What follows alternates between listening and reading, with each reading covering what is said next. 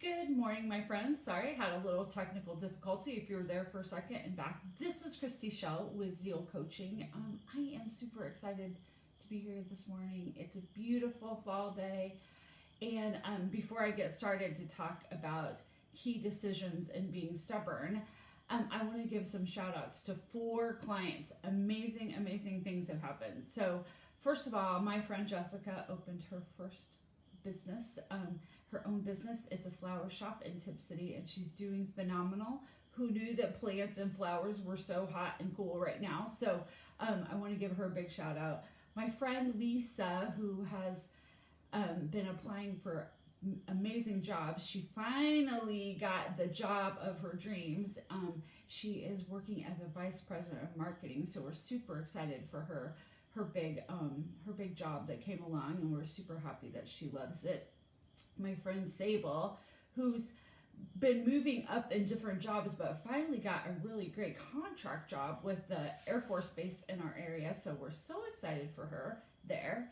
And then for my friend Alexis, who is doing her first big event for her nonprofit, and we're a part of that, and it's super fun, and it's free haircuts for kids with ethnic hair and all kinds of kids in our neighborhood. So we're super excited about those things. So much fun to hear all the great things that are happening and how they've worked to get there. And I just want to celebrate the amazing job that my people have done, and just want to celebrate them for their own resilience and fortitude. So that's that. So now on to, do you find that you're being stubborn a lot, and it can be somewhat ruining your life to really think about being stubborn? But here, I want to give you a different way of thinking about, like, oh, I'm just stubborn. Like, I want to give you a way to really think about why you're being so stubborn often, and how to really overcome that, because sometimes being stubborn does ruin our life, okay? So the concept here is the idea of what we call in coaching key decisions. Now, this isn't how you make decisions. This isn't kind of the steps or strategies to make decisions. We'll cover that in another episode. But we're talking about key decisions, and that concept of key decisions is these are decisions that you have absorbed, probably even maybe from a trauma or a stressful time, or kind of ingrained messages that you've gotten from your family or your friends or experiences in your life.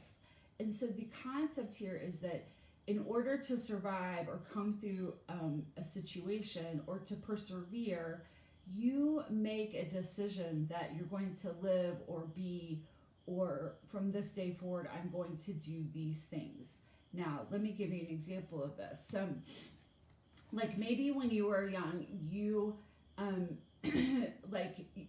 your family really taught you not to speak up, like not to share your opinion, and it really wasn't safe. Maybe your dad would get all upset, maybe your mom would get upset, or maybe you were just hushed all the time, okay?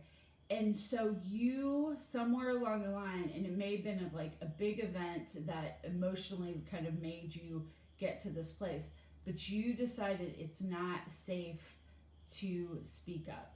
Now, in some ways, we call this a belief, but this is just a key decision that you made because you were in a stressful time, and it was your key to surviving or moving ahead, and you were doing really the best you could at that time, okay? So what happens, though, is we decide that, and even subconsciously, we've made this decision, and we repeat that, and now this becomes a habit of thinking, and we use this survival decision that we've made in every situation. So say you were always hushed or not to give your opinion and that kind of thing, and in your current job it is really warranted to give your opinion, and people value you because you give your opinion, okay? And so what happens, and you're not able to speak up in meetings, and you've decided that that is not safe to speak up in meetings, even though every indicator around you is saying it is safe, or your boss is encouraging you, or whatever, but you're still being stubborn, like you're still not taking that step to get there, okay? And often it is because of this key decision that you made as a young person, okay, or earlier in your life. And so what happens is that key decision can continue to kind of fester. So you don't speak up in meetings, and then you don't kind of get to share your ideas. And you may even be getting resentful and angry because people won't listen to you, or they don't feel like when you do speak on a side note, you're not credible, or your boss doesn't recognize it because you don't say it to him or whatever. And so what happens is that survival technique that you learned when you were earlier now is degrading your survival, okay? So now in your work or whatever, in your relationships, you're not speaking up, and this is hindering you in some way. So that key decision does not serve you anymore, okay? And so to really think about what key decisions make me stubborn or make me stick, even though everyone else is telling me that something could be different, okay? So it's interesting to think about this, because here's the thing. You can make a different decision. You can simply make a different decision. And when you do, you will get a different result, okay? So when you make a different decision, you are just giving yourself an opportunity to see a different result. Now, here's what I believe. This is a very, very core belief for me and in my coaching, okay, is that a miracle is a change in thinking, okay? So every miracle or thing that happens that possibly could be great is because we change our way of thinking. So let me give you an example. So in this situation, if you actually broke down that key decision and you started to do and make a different decision, now people are hearing your ideas. Now maybe you're getting promotion, and this one decision and this one change could really impact your entire career, okay? So it's really interesting to think about, where are you being stubborn? Where are you being frustrated? And why aren't you able to, and if you shifted that, maybe that could be the key. Now, I have another example. This happens a lot. I just talked to a client, but it happens a lot. So a lot of women decide to stay home with their children, which is fantastic. So they stay home with their children. They're taking care of the house. They're taking care of the kids. And then they decide to go back to work, okay? So they have decided that this is their role in their family, is to take care of the house and the kids. And then they add work back on, okay? And what happens is now they're juggling tons of stuff, okay? And when they start juggling all this stuff, they start getting very tired and overwhelmed and all of those kinds of things. And they don't think, they're like, this is my job. This is what I'm meant to do. And instead of kind of renegotiating with their husband task like laundry or something that he could step in and help with, right? Maybe he pays the bills. Maybe he vacuums on Thursday nights or whatever he does. But renegotiating that. Now, some young couples are doing fantastic. Men feel like they're very equal partners in this. But there are still a lot of us that are still caught in those very traditional roles. And that key decision that we make, that this is my job, and we often ward people off actually, and like, no, it's my job, and you don't ask for help or get people, your husband or your mom or your cousin or the neighbor involved, because this is your job, okay? But what happens is you're super stifling yourself, and you start getting really tired and angry and resentful, and when mama's not happy, nobody's happy. So just to really think about how you have to change or readjust this key decision that you made when your children came along to take care of them or whatever. So these are just examples. But that miracle that can really change when you ask for help or really alleviate you or give yourself an afternoon off a week or whatever is really, something that could change the whole dynamics of your house and your relationships and you moving forward and your stress at work and all those kinds of things, okay? So figure out where you're being stubborn and really dig into what the key decision that got you there, and to start to adjust that key decision. So one more quick story. this is one way that this super happened in our life. So when my daughter was young, and my daughter is on the autism spectrum, when we would go to like a restaurant, she needs a lot of time to kind of settle in and absorb the menu and then decide what she wants. Okay.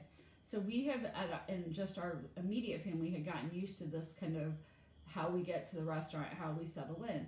Well, one time we went for breakfast with my parents, and the breakfast was, my dad was really hungry, and I knew this, right? But we got in, and I didn't set his expectations or whatever. But we get in, and the waitress comes, and my dad already knows what he wants, right? But Monica needs some time, and so my dad got angry. He was just grumpy. He's in the angry mode or whatever. And one of the things I really had to do with him, my dad's like, you're letting her rule your life, So this is a key decision for him. Like, kids don't rule the table. And this is not why we did this, but we just knew our meal would go so much smoother because she got time to settle in. And so I really had to help him understand she's not doing this because she is being obstinate or we're bowing down to her. We really had to help him understand that it was something she really needed. And as soon as he made that little key shift, he was so much different with her, so much better with her. He would ask her, he would help her, he would do all these things. And it's such a small little thing, but then every meal became very calm when we would go out to dinner or do something like that. And it literally had him slow down and realize that her needs were very different than his. And so it really has come together, and they're super great friends and actually two peas in a pod. And so, but there was kind of this shift at this moment where he kind of realized what he needed to do and what she needed and how he was going to change that. And I commend him and thank him so much for that little miracle. But that miracle in thinking, that miracle in a key decision, that thing that you kind of can get stubborn in and hold so tight because this is the right or the answer that but usually is made out of stress, comes from a stressful situation in your past, or you feel like it's a key to survival, is really a key piece. So I'm coming to the end. Someone just popped on, and so, but please understand this one thing about key decisions and when you are being stubborn and what is the key decision that is holding you there. Have an amazing week. I am so blessed that you are here, and I want to bless your weekend and the beautiful fall weather as we get warmer and warmer, getting into the holidays or the Halloween season. I want to bless you and have a great week. Talk to you soon. Thanks, Christy.